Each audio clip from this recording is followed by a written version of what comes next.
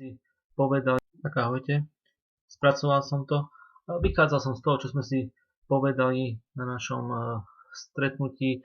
Zhruba som snažil navrhnúť niečo také, čo by tam pasovalo na ten pozemok, jak sme sa dohodli, s tým, že som sa snažil dodržať tie miestnosti, ktoré si tam chceli mať a takisto aj všetky tie ostatné náležitosti.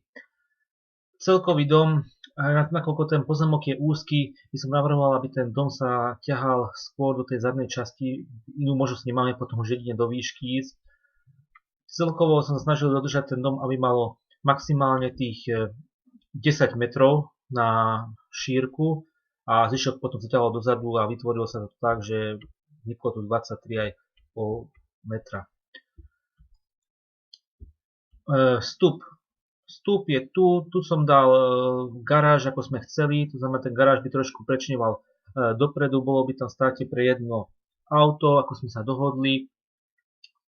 Tu by sa vytvorili nejaké menšie závetrie, aby to bolo vlastne prestrešené. Vojdeme, tu sa nachádza miestnosti s názvom Zádverie, tu je záchod pre návštevu, alebo ináč ako poistný záchod.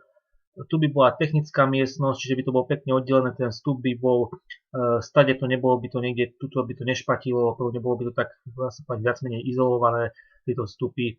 V technickej miestnosti pračka, sušička, vnútorná jednotka teplného čerpadla, prípadne nejaký iný zdroj tepla. Tu vstup do garáže. V tejto časti by bola spoločenská časť. Tú spoločenskú časť som navrhol tak, aby, jak sme sa bavili, viem, že tu susedstvo není dom, ale voľakedy tam môže byť a nechcel som, aby sme boli blízko hranice pozemku s tými oknami, nakoľko sme limitovaných nejakých 4-7 metrov, preto som tie okná dal sem, to znamená, preto som tu takto keby skočil, čím pán týchto 7 metrov, tu je oveľa viac ten priestor a sme tam zase v tej chránenej zóne, preto som sa rozhodol tak, že sem som dal spoločenskú časť a tu som dal takto pekne oddelenie súkromnú časť, čo je vlastne splnené tá požiadavka na oddelenie jednotlivých zón a ten dom je viac atraktívny, či už z hľadiska kvality bývania, alebo aj pri budúcom prípadnom predaji domu alebo ceny toho domu sa navyšuje tým pádom, že sú tie zóny oddelené. V tej spoločenskej časti tu obývacia izba, jedáleň, kuchyňa, a tu by bolo okno smerom von na ulicu, to znamená, bolo by to takto prepojené vizuálne, že by sme sa vedeli pozerať ako do záhrady, tak aj vpredu do prednej časti domu. Čiže to fakt tá súkromná zóna by bola tak lepšie izolovaná.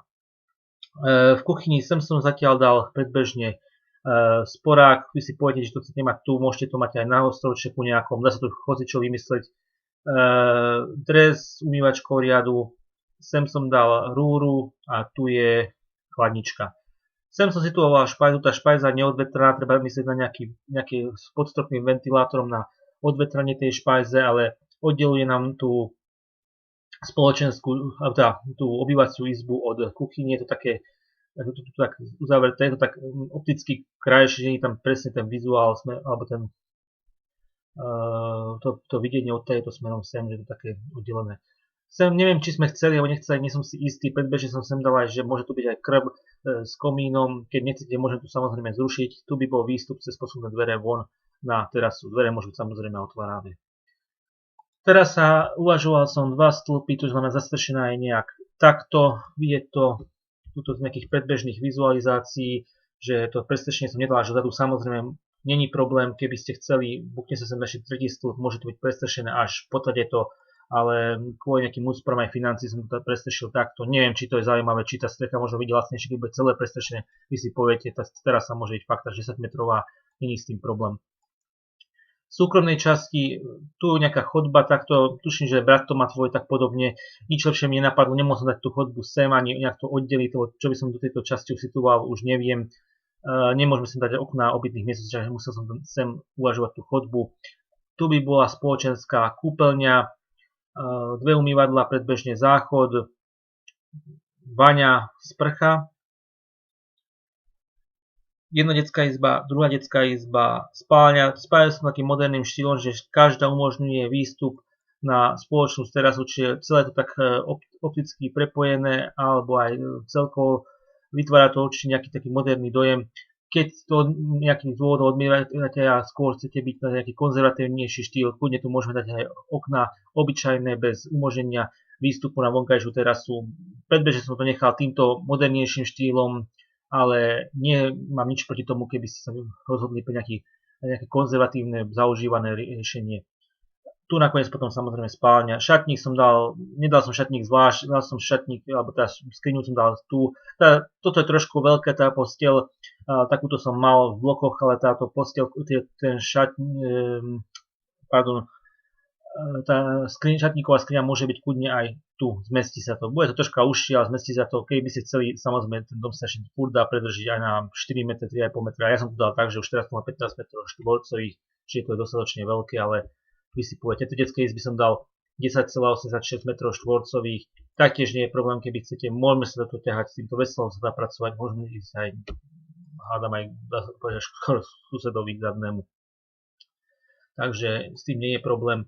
Niečo takého, toto som navrhol, toto podľa mňa by tam bez problémov sedelo, čo sa týka nejakých podržania, nejakých odstupy od susedných pozemkov. Aj v budúcnosti by sme sa vyhli takým veciam, ako sú blízke okná obytných miestností.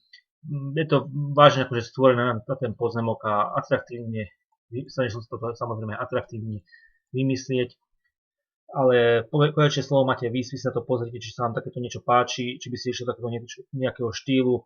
Tá strecha tuto vpredu musí byť takto komplikovanejšia, to znamená musí byť takto zalomená. Vzadu môže byť takto zalomená, dá sa povedať troška skomplikovaná, ale kľudne sa môže doplniť tretí stĺp a tá strecha bude väčšia až dozadu. Samozrejme je to vytvorené na väzníkovú strechu. Tuto nejaká bežná, obyčajná strecha nepripadá do úvahy, alebo prípadne by to bolo podľa mňa finančne určite náročnejšie ako vytvoriť väzníkovú strechu. Pozrite sa na to, dajte mi vedieť a budeme potom pokračovať. Pekný víkend.